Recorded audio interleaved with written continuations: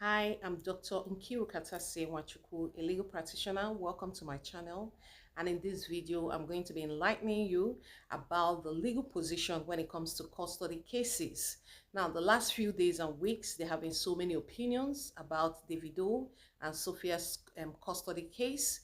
Now, despite the opinions, the court is not guided by stanship or by emotions. The court is guided by an overriding interest, which is the best interest of the child that is involved. Now, the section 49 of the Matrimonial Causes Act stipulates that when it comes to custody cases, the best interest of the child is what comes into play.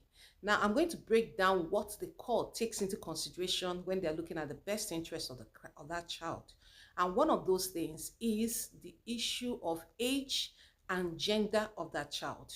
Now, whenever a case comes before the court, especially custody cases, the court is more peculiar when it comes to the age of the child that is involved, because they believe that younger children ought to be with their mothers because of the care that is involved at that particular age. And though it is not peculiar or is not sealed, there have been instances where younger children were also given, custody over to their fathers. Now, another thing that the court looks at, the emotional and psychological well-being of the parent that is seeking custody. Most times, some of these parents are psychologically disturbed, which plays out through domestic violence, which is perpetrated on the child that is involved. And then the court also looks at the moral fitness. You'll be surprised at some of the things that these children go through at their homes. How morally fit are you as a parent seeking custody? Some of these parents are morally depraved. Some of the things that they expose their children to, things like pornography sites, X-rated movies and things like that. These are things that show that the parents is not morally fit, to take custody of that child.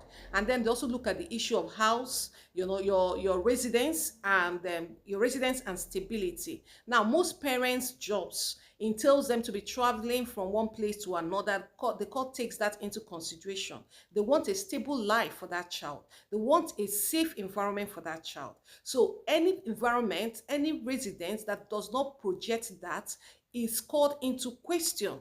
And then, of course, there's the issue of financial capability. Now, in this particular case, the two parties will be made. They will have to tell the court what they do for a living. They're earning per annum, whether they can financially provide for the child whose custody they are seeking, because it's very important to cater to the need of that particular child and make sure that he or she does not lack anything at all. So these are some of the things that the court takes into consideration. Now, the court also takes into consideration the parent-child relationship.